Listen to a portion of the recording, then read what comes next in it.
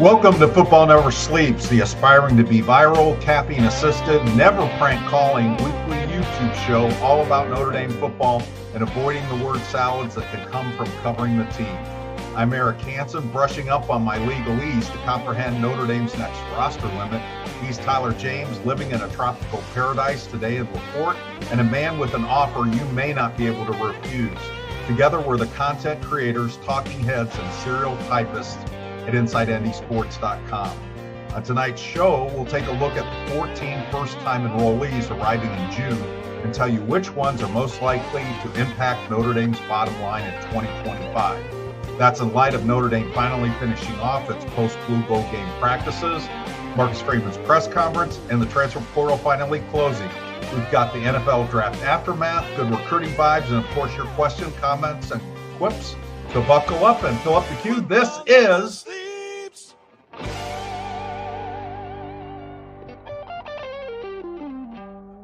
Steve Lunger was too fast on the Football Never Sleeps there. We'll have to tell him to slow down. Okay. All right.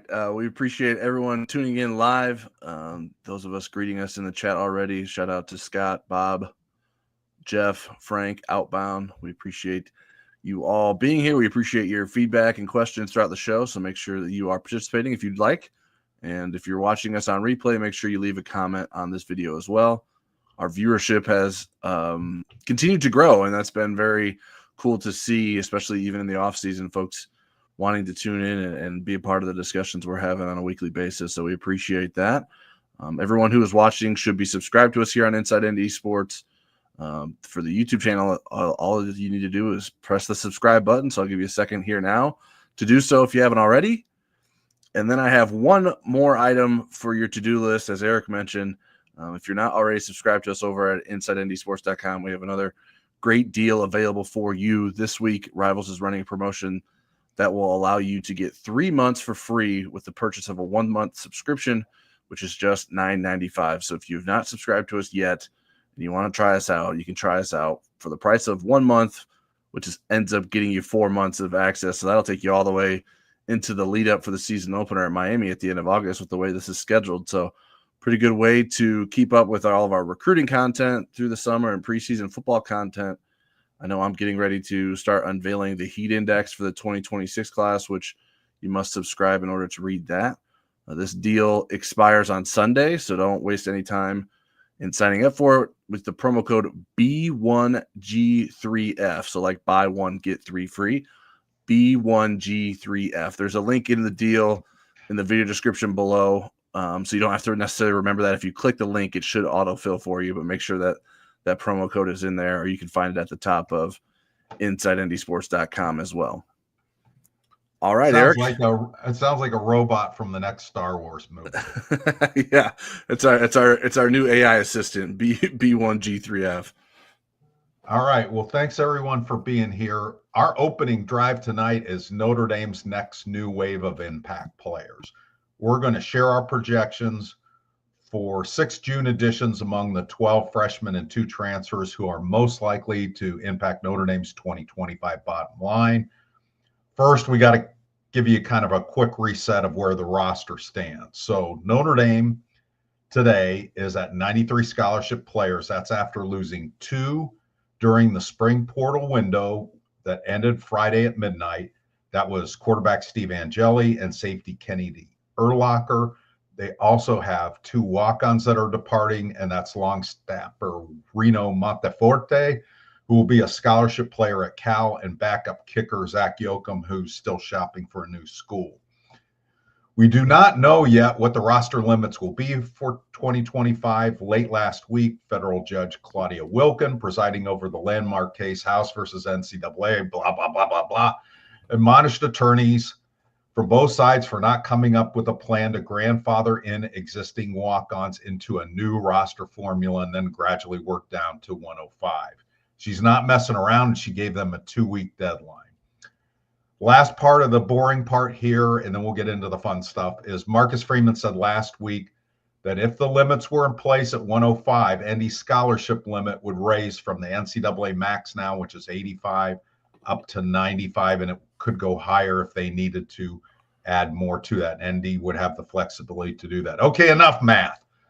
Notre Dame will have 14 players joining the roster for the first time in June. They are Virginia grad transfer wide receiver Malachi Fields, Arkansas transfer tight end Tai Washington, and 12 freshmen. We got offensive tackle Will Black, the 5-star, tight end James Flanigan, Viper end Dominic Kulak, field ends Christopher Burgess Jr. and Joe Reif. Is it Reif or Reif, Tyler? Okay, you're not paying attention. Defensive tackle Gordon. No, I'm paying attention. I was just muted. Sorry, Reef. I was trying not to disturb you while you were doing it. Okay. All right. By burping. Okay. Gordy Solstead, linebackers Anthony Saka and Ko Kia, cornerbacks Dallas Golden and Mark Zachary the 4th, safety Brandon Logan, and kicker and punter Eric Schmidt the 1st. So let's count down our 6-pack of impact players. I'll let you go first. We'll go 6, 6, 5, 5, 4, 4, 3, 3, 2, 2, 1, 1. All right. I thought you said the math was done, but I'll allow the numerical repetition there. I guess to start this, I don't think at this point that 6 will have that big of an impact for Notre Dame this fall. I wouldn't have. I think making the list 6 long is stretching it a little bit. In my opinion, I would say 3 or 4 is. Well, thanks for the compliment. Okay. Well, I wanted to couch that with sort of how my list is set up, because I don't have there's definitely a line of demarcation on this list, in my opinion. Yeah, I would agree with you there too. At least in my list. So I wanted to say that before I got into my list. So number 6 on my list is defensive end signee Christopher Burgess Jr. I think he's the most physically ready defensive lineman in the freshman class. I think he's raw and will need some time to develop. So that's why I like he's on my list at 6, but I would be a bit surprised if he finds a way to making an impact for Notre Dame this season, but maybe he can get into the back end of the rotation at some point this season with maybe some injuries happen or Notre Dame needs some more defensive end help. But he's 6th on my list. Number 6 for me was Tai Washington, the tight end transfer from Arkansas. And he's just such a wild card because he had a really good 2023. He had an awful 2024 in a lot of ways. He had in the games he did play in, he had a 42.3 grade from Pro Football Focus, which is pretty bad for somebody that plays regularly. It's about as bad as you'll see on a power conference team. He also got tossed off the team for a violation of team rules. We've kind of gone over it before. There was death in the family, and he was not feeling in a great place about playing in that game, and so that's kind of his side of it. But I trust Marcus Freeman, the way he vets things. He's not going to let somebody that's a bad chemistry guy onto the team. Also, a guy that's wasting a roster spot, he's not going to let on the team. And that 2023 season lends me to believe that maybe he could impact the tight end room. I still think there's room to do that, even with a strong spring from Kevin Bauman and a really good catch by Jack Larson in the blue gold game. Okay, let's go to number 5.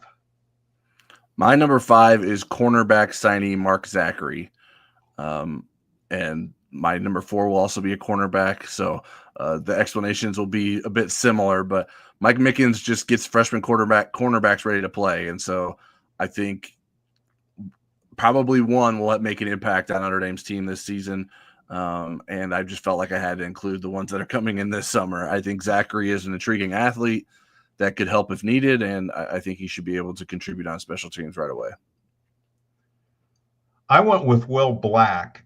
There's not a path to him starting. There is a path to him being in the 2 deeps.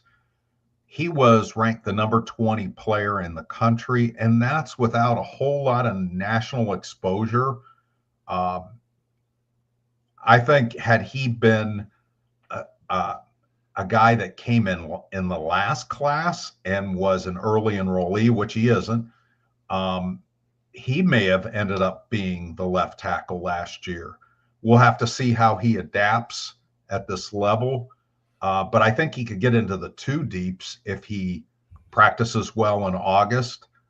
Just a really talented guy. I'm not going to say the word upside because you probably heard it too much during the NFL draft, but I do think there's some really good potential there. Okay, let's go to number 4, which you kind of teased your selection. Yeah, so my number 4 is Dallas Golden, another cornerback signee, sort of the same setup for him.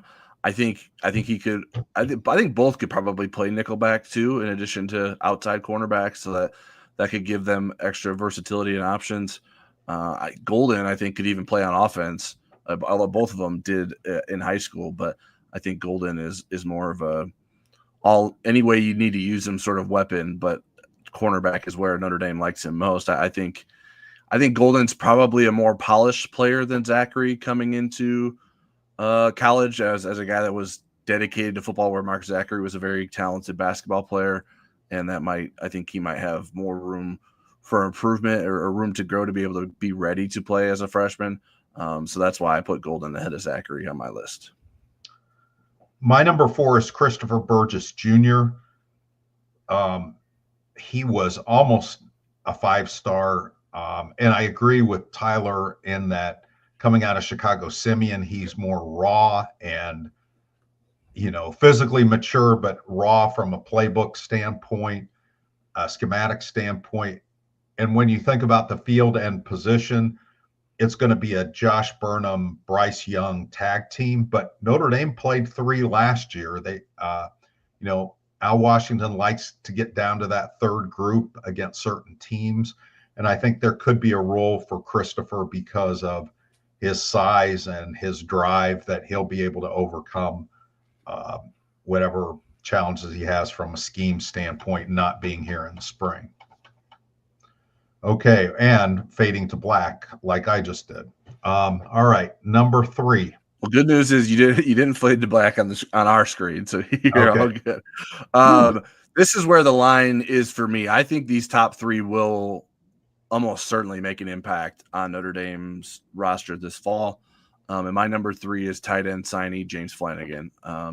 I named him as the most likely to make an impact in the recruiting class back in December, and that included the whole class, not just the summer guys. So I would have had to have changed my opinion significantly to not include him on this list. That was also before the injury to Cooper Flanigan. So there's an even greater chance, I think, that James Flanigan can find the field as a freshman. I think even if it's just as a run blocker and multiple tight end sets, I think there's an opportunity for him there.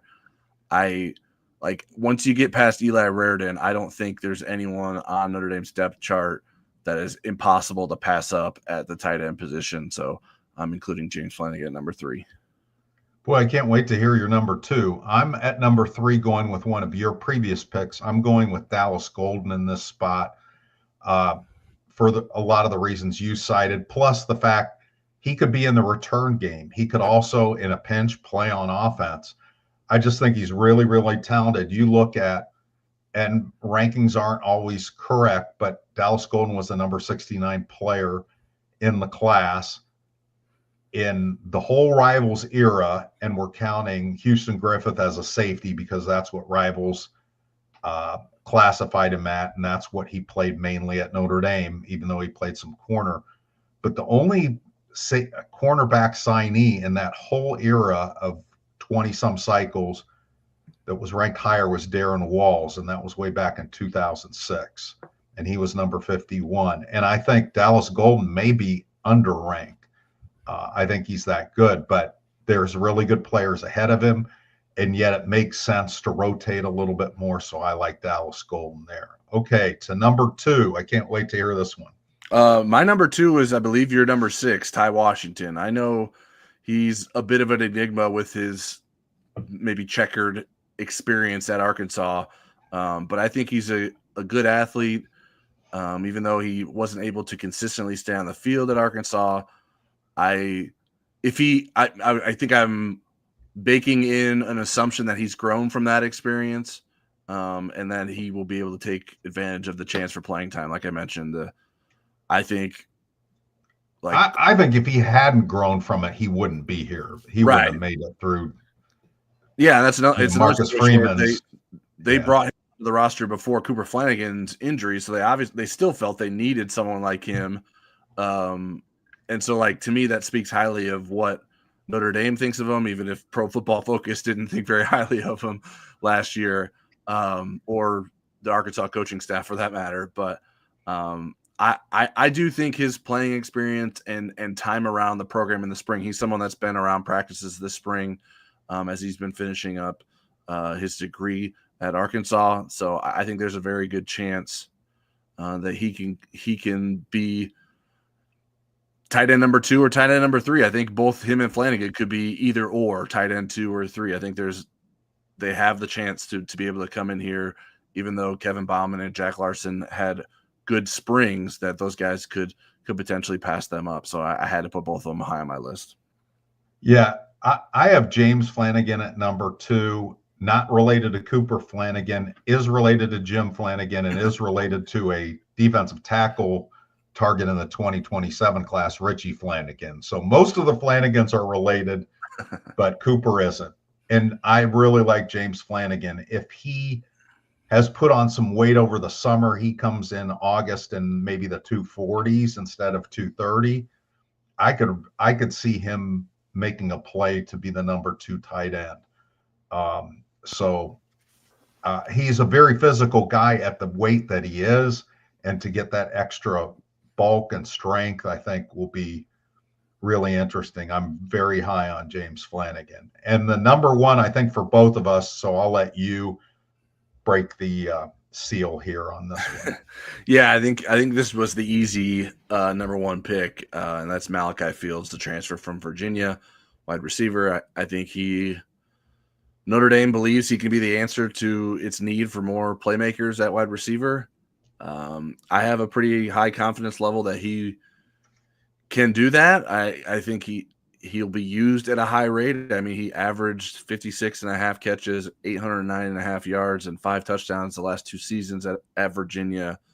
And quite frankly, Notre Dame hasn't had that kind of production from receivers at all in recent years. You'd have to add a couple of receivers together some seasons to get that kind of production from Malachi Fields.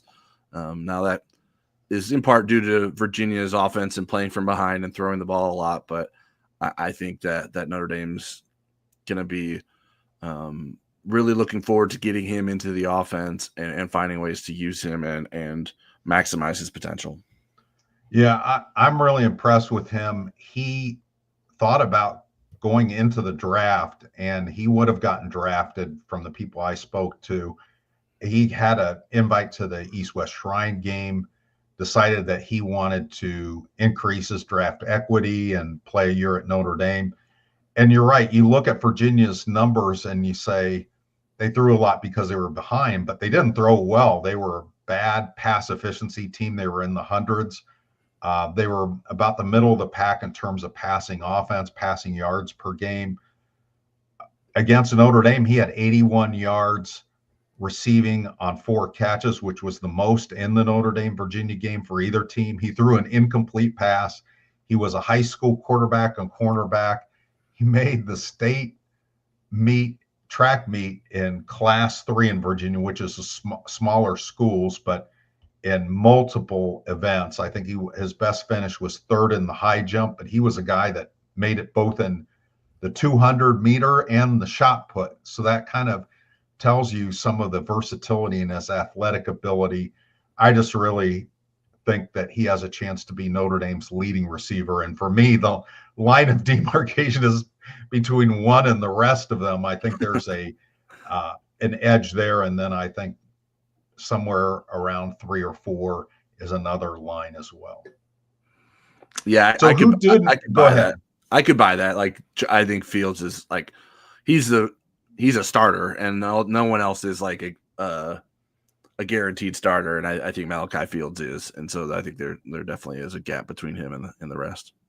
Right. I think Golden is good enough if there was an injury at cornerback, and I'm not throwing that at anybody, but if there was, like last year with Ben Morrison, I think Dallas Golden's a guy that probably could step in. But I'll tell you what, Mark Zachary is really talented, and Cree Thomas acquitted himself pretty well in the spring. So they're in a pretty good spot there.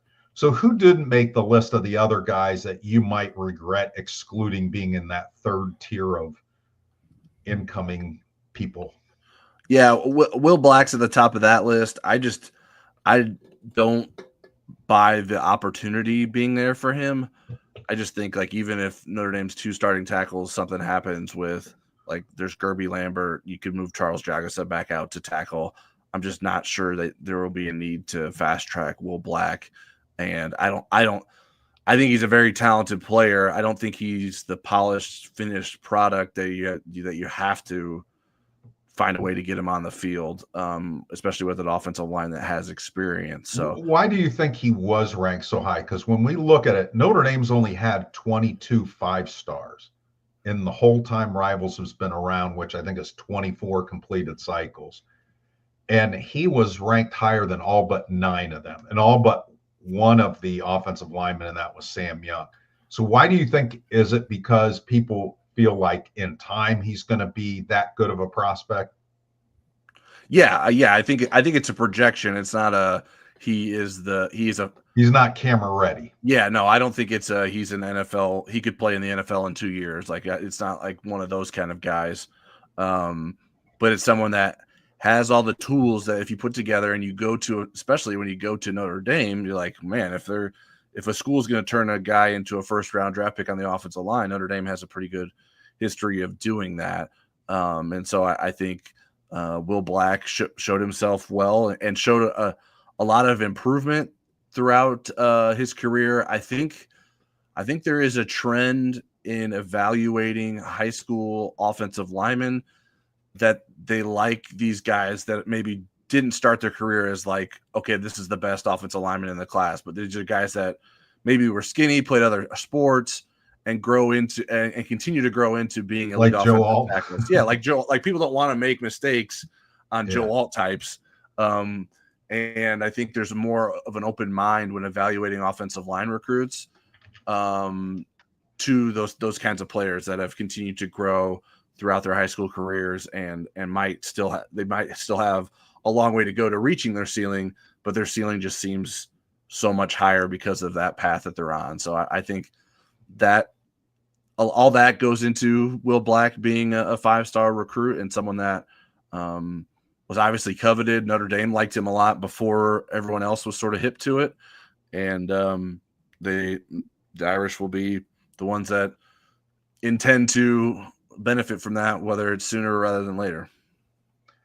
The two that I would have liked to find a spot and couldn't, I didn't want to put 2 cornerbacks on there. I like Mark Zachary a lot. I think all 3 of those freshman cornerbacks we're going to be talking about. The other one was Anthony Sacca, and I just couldn't find a path for him anywhere to get on the field. I think he's really talented. I think he's really good. And I think he may be a Viper eventually. I think he may go the Junior Tuihalamaka route. But there's not any opportunity there if everybody's healthy. If you have Junior Botello, Boubacar Traore, and Logan Thomas, and Junior Tuihalamaka, there's not a pathway this year for him to get on the field. But I do like Anthony Sacca. I do think he's very talented. Just can't find a pathway this soon. Yeah, the other guy that I included was someone that maybe would take advantage of the Viper depth chart, struggling to stay healthy, and that would be Dominic Kulak. Like, I think there could be something there in terms of him being able to contribute as a pass rusher if Notre Dame needs to call upon some younger guys. Like, Notre Dame has good numbers there if they're healthy, but a lot of their numbers there haven't been able to stay healthy. So if that trend continues, then maybe he's someone that could step up as a freshman. All right, we're going to go to the portal aftermath next, but do we want to hit the question portal here first? Yeah, we can do that. Jeff Stevens says, what will Notre Dame do with 5 running backs? Surprised one didn't transfer, ? Well, they actually have 6.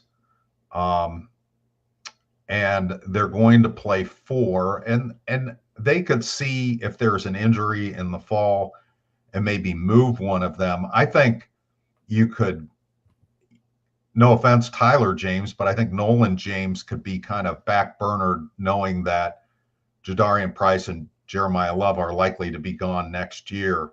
I'm not sure what you do if you're Jabron Payne or Keedron Young, if you're not one of those four guys and have at least a small role against certain teams. And, Notre Dame's going to be able to split guys out, play two backs at some times, and take advantage of Jeremiah Love's skill set. But, they have to plan as if, that's the thing in this day and age. You have to plan as, well, maybe Jadarian's going to hit the transfer portal. He didn't. Or maybe somebody gets injured. Or maybe Jabron doesn't come back as quickly from his ACL. He did. So I think it's a good question, but I think, there's going to be two guys that aren't going to play a lot and have to play on special teams, kind of like Devin Ford did. Yeah, I wouldn't be surprised if Notre Dame only plays three running back. Like I wouldn't assume that Notre Dame will play four unless there's an injury. I just don't. I need to see that Jaywan Sider is willing to do that as much as. Do you think Dealin would have been? Yes, I think Dealin McCullough has. We just saw that more, and so I just don't want to assume that he's going to coach in the same way. I mean, if you look at Penn State's stats last year, its third running back had 22 carries. Granted, it had a running quarterback that it used sometimes, Bo Prabula. So that probably limited, and Tyler Warren was given some carries, so that limited the ability to use a third running back. But the fourth running back's got 18 carries, so I just don't know that. And when you look at Penn State last year, that was a running back group that had two clear studs at the top of the depth chart, which I think Notre Dame does with Jeremiah Love and Jadarian Price. So I think the parallels there that matter because of that. Okay, and the second part that Jeff asked, were you surprised one didn't transfer? Yeah, I would say so. I think I would have anticipated one transferring. I think, and Jeff is forgetting the sixth option. It's Aeneas Williams is not on your list here that you included here, Jeff. So yeah, I think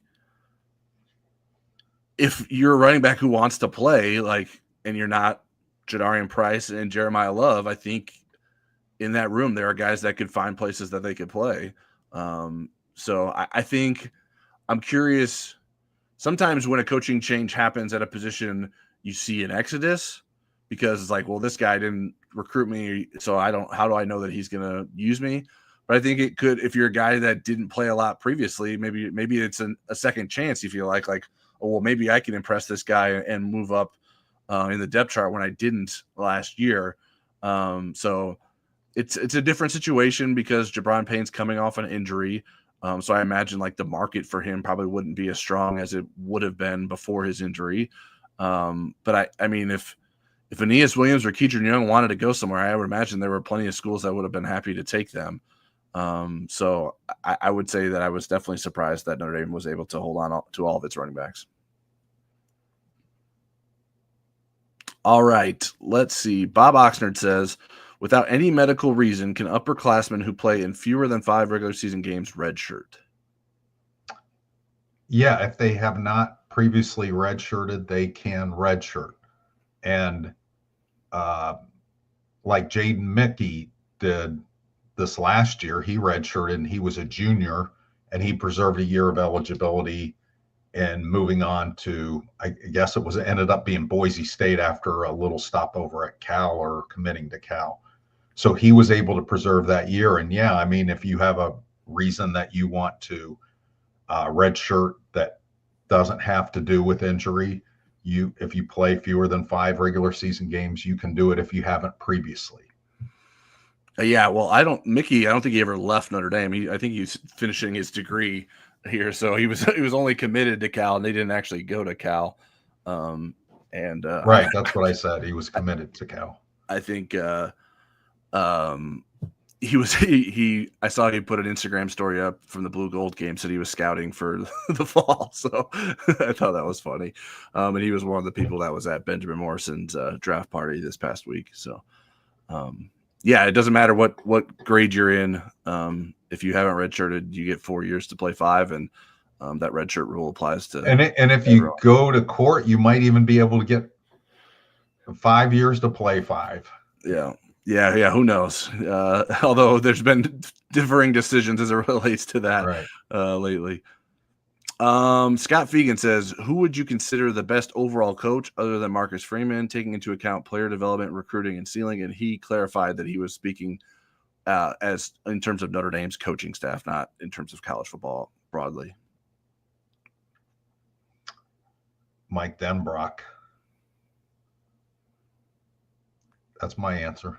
I think Mike Mickens is in that conversation, but I think Mike Denrock has a longer track record. But I think people are going to be speaking really, really highly of Mike Mickens down the road. Neither one of them's been a head coach, but Mickens hasn't been a coordinator yet. But I would say Mickens, in terms of player development and recruiting, is really good. But Denrock was able to recruit at Notre Dame when it was hard, and he's had some difficult territories. And in addition to his position groups that he's recruited wide receivers and so forth. But he used to have California and did a really good job for Brian Kelly out there on the West Coast. So that's my answer.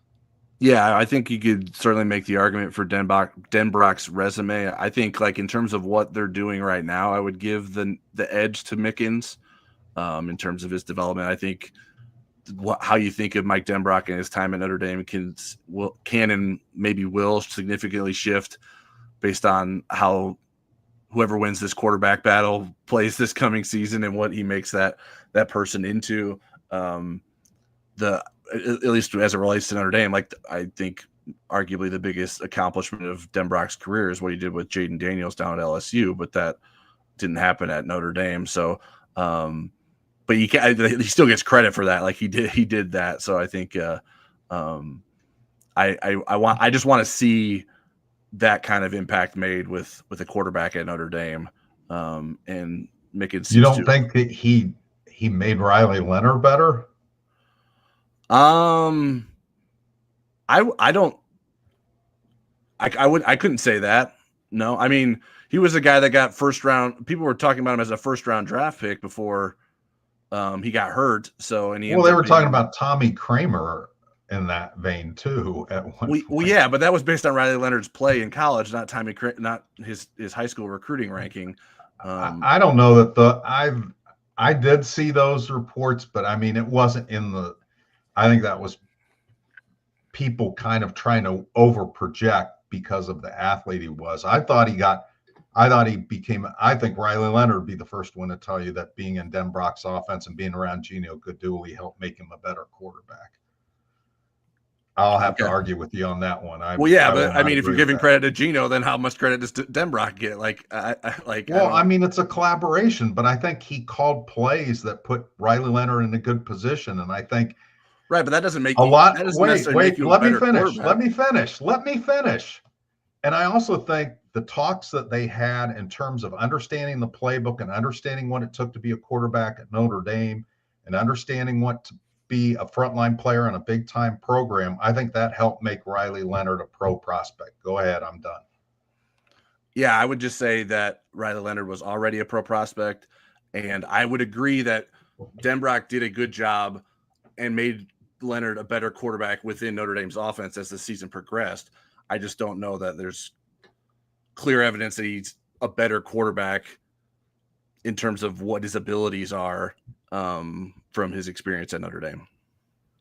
I think Denrock gets a lot of credit for turning DeShone Kizer from a non-top 250 player into a quarterback that got drafted in the second round, and the wide receivers that he coached and got better under his tutelage when he was here earlier. I think he impacts the team a lot more as a coordinator than Mike Mickens does as a position coach, but I think Mike Mickens is fabulous. All right.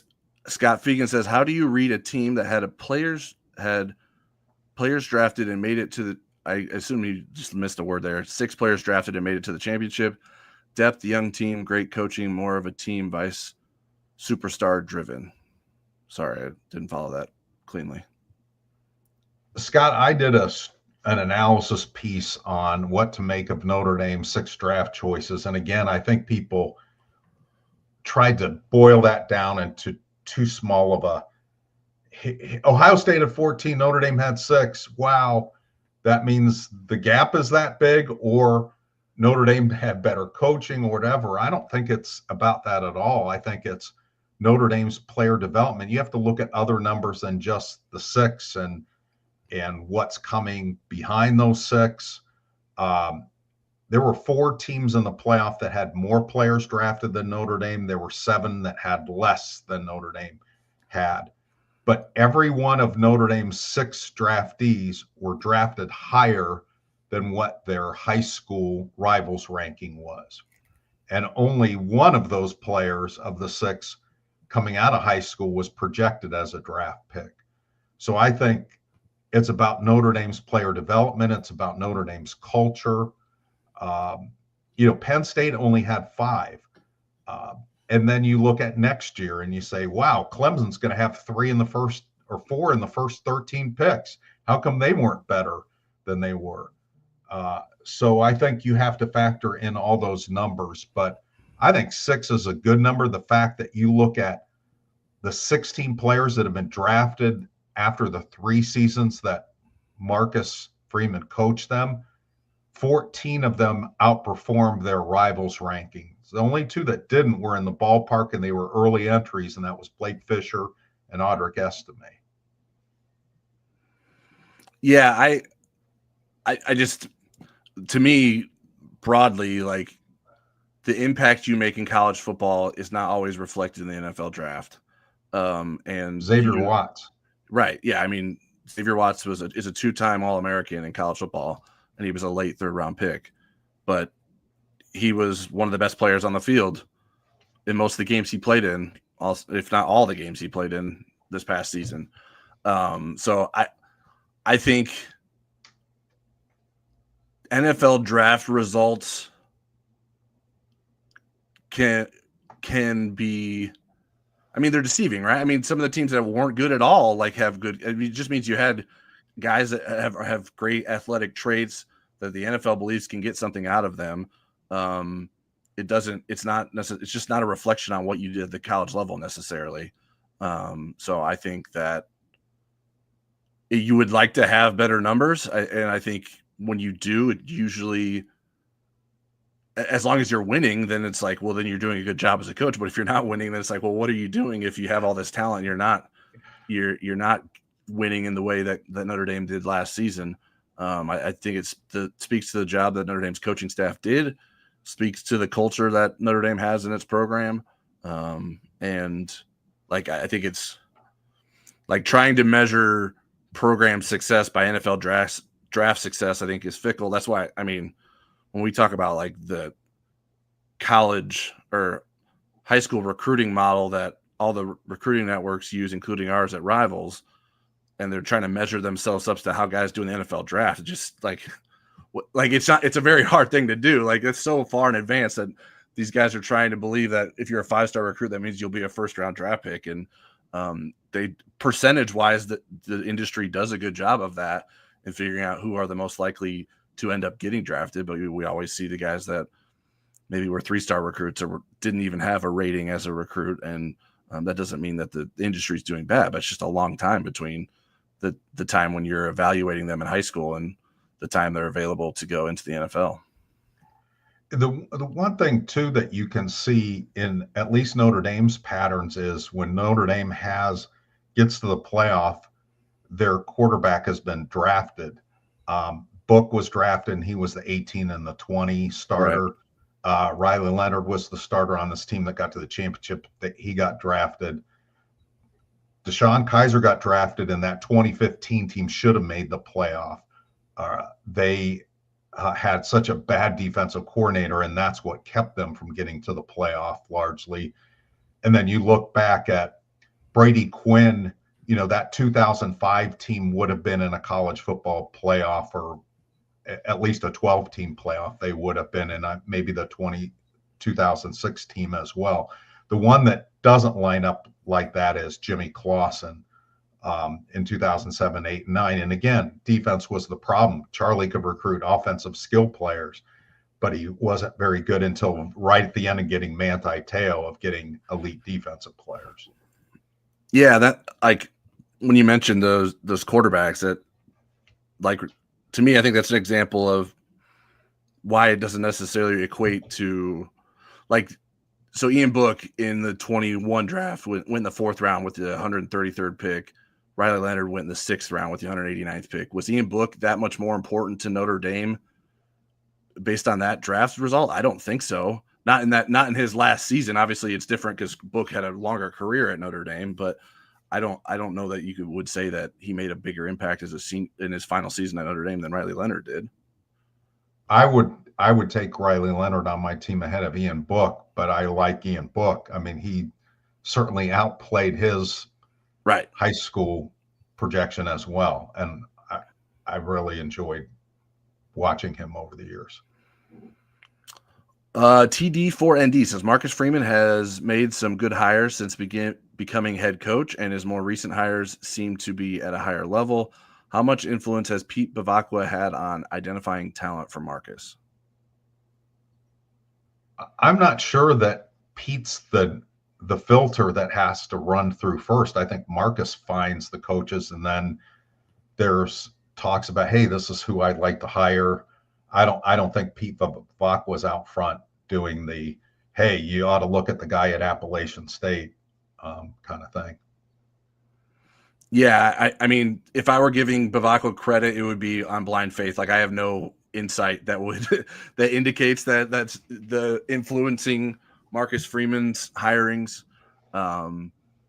So yeah, I mean, Pete Bavacqua, what he does influences how much those people can make. Yeah, sure, yeah, exactly. Yeah, he gives them the cash at hand to be able to hire those guys. Like Mike Denrock Marcus Freeman didn't go after Mike Denrock because Pete Bavacqua led him down that road. Like, that wasn't how that played out. So there's just not. I mean, Marcus hasn't made that many different hirings since Bavacqua's been the coach. So I don't know that I would be able to sort of give him that much credit yet. Not that he's not helpful, but I just don't have examples of that at this point. Scott Fegan says, do Love and Price go to the NFL next year? I think so. And Love is already in the first round mocks. And I think Jadarian Price would get drafted as well. Yeah, I would forecast that as well. Running backs typically don't want to stay longer than needed because it's not good to have extra. It's of no advantage to have extra wear on your legs and on your body as a running back competing at the NFL level. So I think, like, Jadarian Price might not be able to go as high as he would if he were the clear starter somewhere. But I mean, look at Ohio State's running backs. Both of those guys got drafted this past season. So I think pretty high. You could see the same for Notre Dame's running backs. And Penn State's both will get drafted high too next year. Yep. This one can lead us into our transfer portal discussion. Frank Serra says, any news on the player defections? The news is no news. There were 4 players that entered the portal during the spring period. And I mentioned them earlier, Angeli and Urlacher from the scholarship ranks, Monteforte and Yoakum from the walk-on ranks. Now, Tyler, did that surprise you? It did me. I thought Notre Dame would have at least one and probably multiple guys hit the portal before the Friday deadline. Yeah, and this is a comment here from Justin that I thought we should address too. Justin said, I believe Notre Dame has until Tuesday night to enter player names into the portal from the deadline of last Friday. I'm not sure that that's true, but when I asked someone that I thought knew what was going on at Notre Dame, they did not anticipate there being new names going in. Now, I know one of the Bachmeyers went in today from Stanford, or it was announced today. Tiger Bachmeyer joining his brother Bear Bachmeyer in the portal. And the reason that's interesting, I think, to some of our viewers is because Notre Dame was recruiting Bear Bachmeyer, the quarterback. Tiger is a wide receiver and played against Notre Dame. Tyler, do you know anything about the Tuesday thing? Yeah, I mean, you do have You have 48 hours past like when it closes, and those only count like business days, so the weekend didn't count. So that's why there's the like leftover time. But that would have to include someone that applied, that told Notre Dame and wanted to go into the transfer portal by midnight on Friday, and we have no indication that anyone has done so. Right. So that's why, like, yes, by technicality, something like that can happen, but we have received no indication. And in, like, as Eric mentioned, in trying to get clarification on that, it does not seem that is the case. So unless it's being held under wraps for some reason, double secret transferring, then we don't anticipate that happening. Now, grad transfers are a different story. Those guys can go in whenever they want. There aren't a lot of guys on Notre Dame's roster that would fall into the like, I thought he would enter the transfer portal, that are on pace to graduate, that are graduating in May or have already graduated, because I guess some guys have already graduated. But so I don't know that would apply to many of the potential guys. If you're looking at the depth chart, it's like, man, I don't really see much upward mobility for him, but he probably isn't a graduate either, so he can't necessarily go into the transfer portal past the deadline, which the grad transfers can do. Okay, let's kind of do because we've got still a lot to get to. Let's do these in a little bit more rapid fire than Tyler.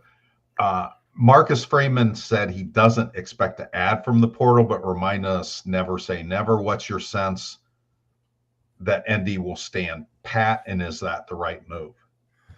I don't believe ND will add anyone. Certainly that can always change. I just don't think there's glaring needs on the roster that haven't been addressed previously in some manner. So there was some scuttlebutt that North Carolina defensive end transfer Bo Atkinson might visit Notre Dame, but he signed with Ohio State pretty quickly. So if something like that came into play, maybe as a contingency plan for Botello or Traore, but I don't think Notre Dame's going to break the bank for someone like that either. So that's why it's probably unlikely.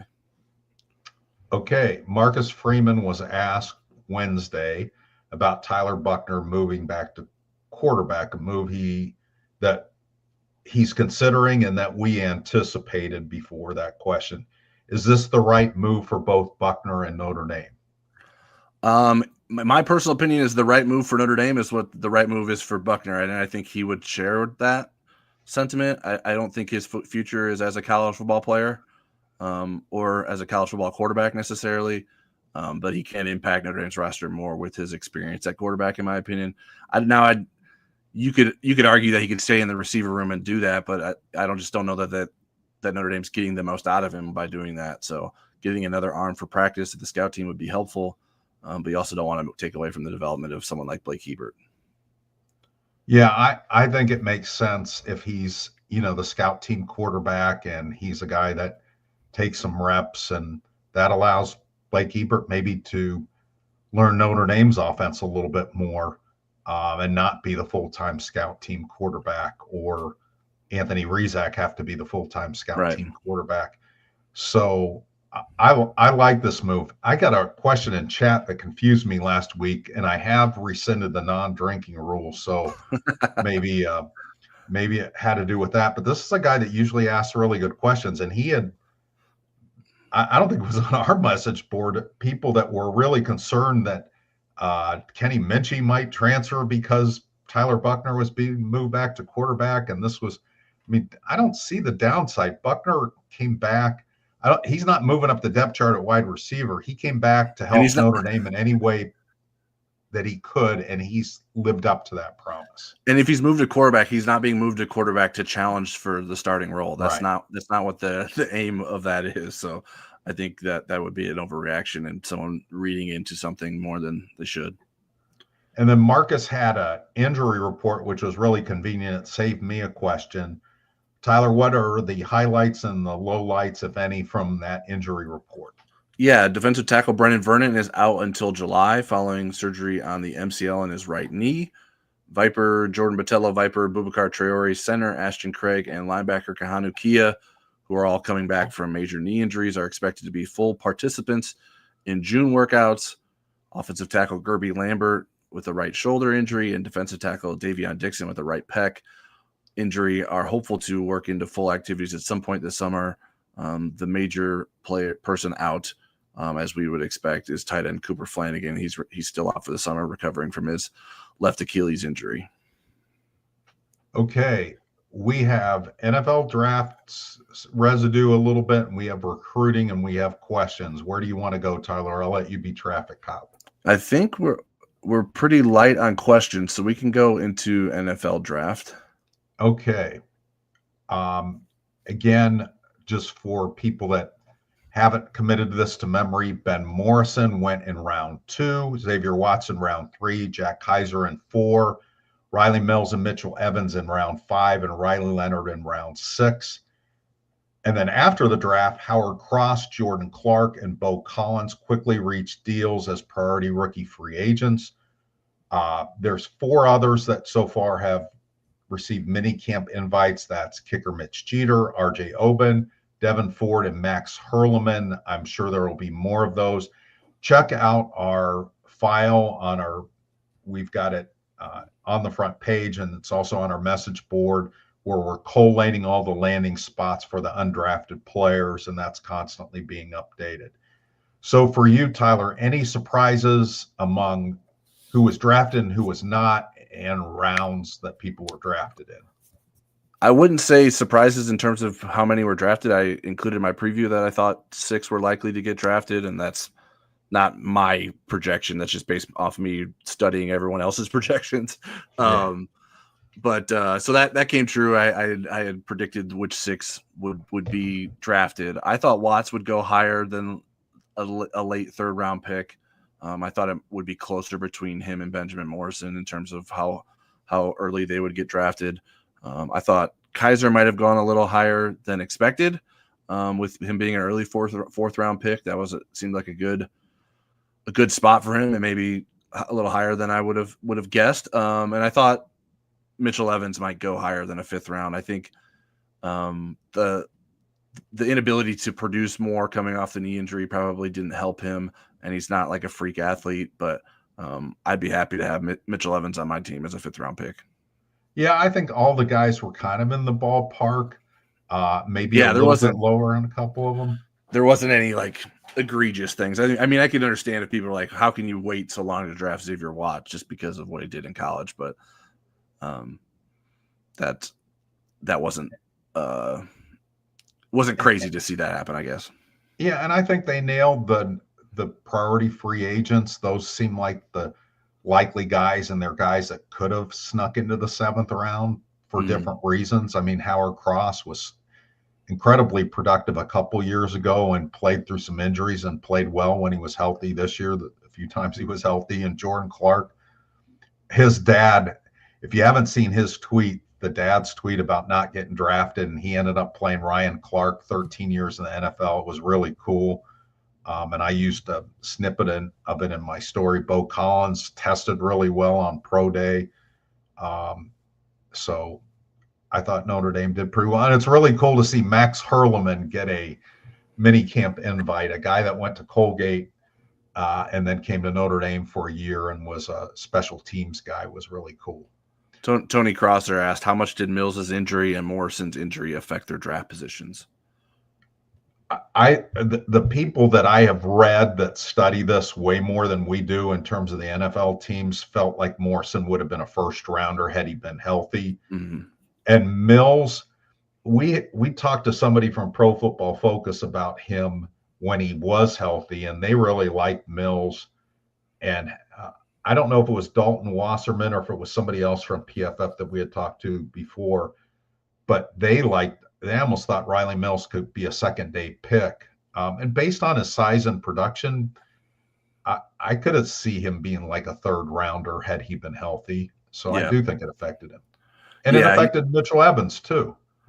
Yeah. I would say probably impacted Mills more than Morrison. In terms of like rounds, I think Mills could have gone a couple rounds earlier if he didn't have that injury. The timing of it too makes it that much worse because he's going to be probably impacted going into next season. Morrison's injury, yeah, I mean, it seemed like he was about as surefire as a first rounder as you could get as a cornerback, but the injury issue opened up that question and drove him into the second round. So I mean, he's still going to have plenty of opportunities to prove people wrong and prove the Tampa Bay Buccaneers right for selecting him in the second round. I think, but both were definitely impacted by their injuries. All right, you ready to take on some recruiting stuff? Let's do it. Safety Aiden Pouncy, a 4-star, committed on Saturday, bringing the class of 2026 to 12 commitments and bumping the class ranking to number 3 on the Rivals team rankings for 2026. How big of a get is Pouncy? I think he's a pretty big get. He's a very talented defensive back out of Winter Park, Florida. When I had suspected that he was going to join Notre Dame's class, I reached out to John Garcia Jr., our national analyst from Rivals who covers Florida for us, and his first reaction was just huge. Like that, one word, huge. He thinks highly of him.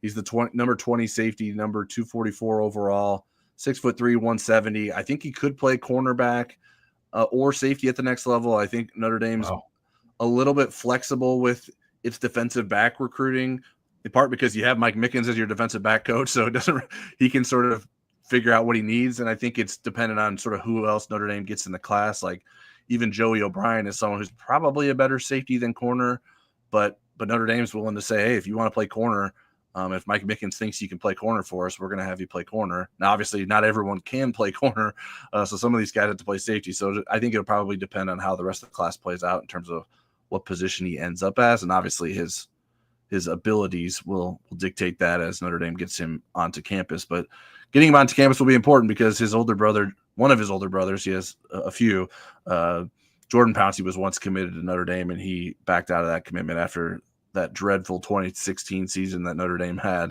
and flipped to Texas. So we'll see if Notre Dame can keep Aiden Pouncy in the class. I have no indication that they won't, but I think it's worth mentioning. Okay, you pounced on that.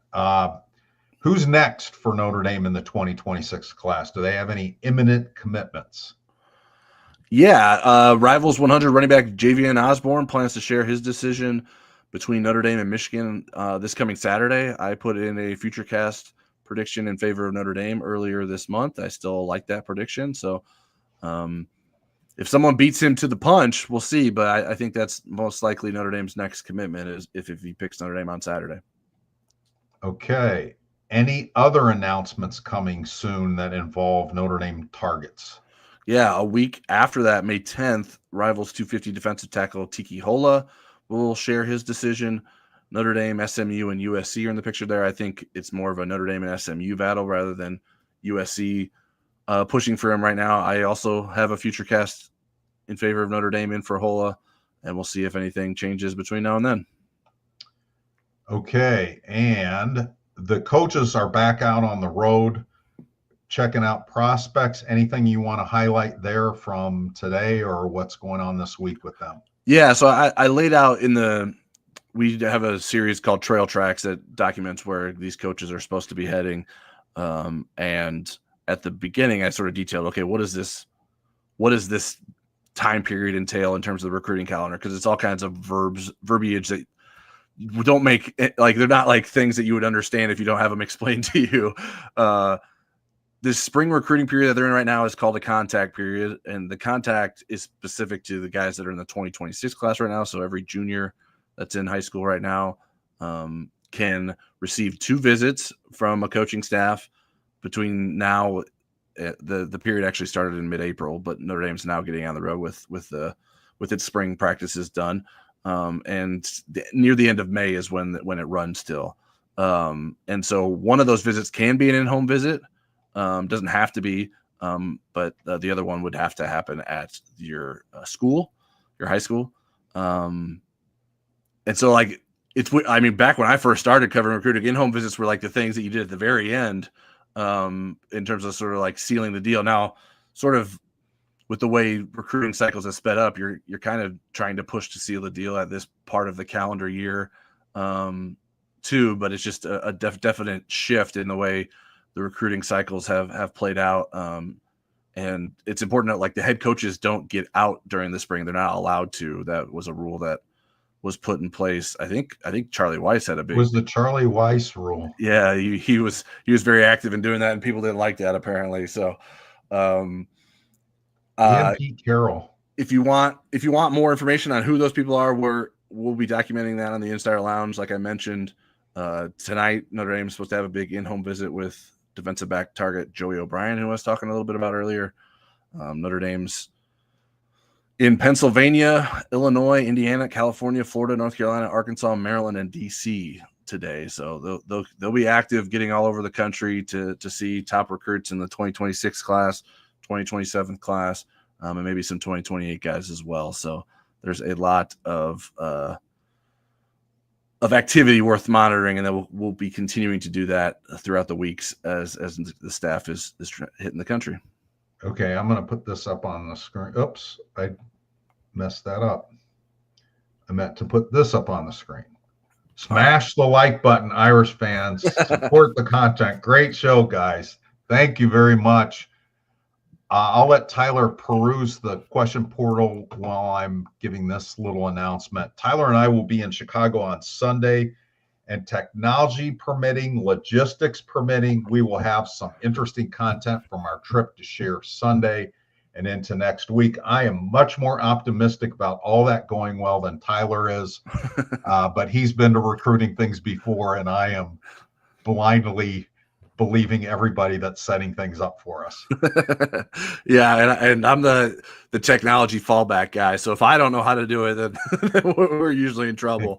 But yeah, Tom Lemming's not going to help us. Yeah, help get us guests for our interviews, but I'm not sure that he'll be able to help us even find an outlet. I'll quickly answer this question from Scott Fegan. Who's the biggest recruit Notre Dame is trying to bring in? I think because of need and talent as well, I think Kadon Finley is the biggest recruit that Notre Dame is chasing in this class right now. He's a Rivals 100 receiver out of Texas, Texas legacy. So Notre Dame has its handful trying to keep him away from Texas, but he's a very talented recruit. He's very interested in Notre Dame, so that would be a very big get for Mike Brown, and I think pretty easily the biggest recruiting win of his Notre Dame tenure if Notre Dame is able to make that happen. Okay, are we done with the queue? Thanks, everybody. All the comments and questions and quips and commenting on Tyler and my fight. Our viewership spiked during the fight. Yeah, I think have more fights. I think everyone started sharing it with their friends, like, "Hey, Tyler interrupted Eric, and Eric said stop talking. We gotta get over there." So. He thinks he's Tyler's dad. But Tyler's got a really good dad, so I wouldn't try to step in there. But Tyler is 6 days younger than my oldest son, or somewhere 10 days younger. Yeah, we've had people say that people have tuned in that don't watch us and like, is that a father-son duo who's on the TV? So I hope your parents aren't insulted. Tyler's parents should do like anti-aging commercials. They both look like 30 years younger than me. Yeah, they're really cool people. In fact, Tyler's mom is so young that Carter Carls called her that Mary girl.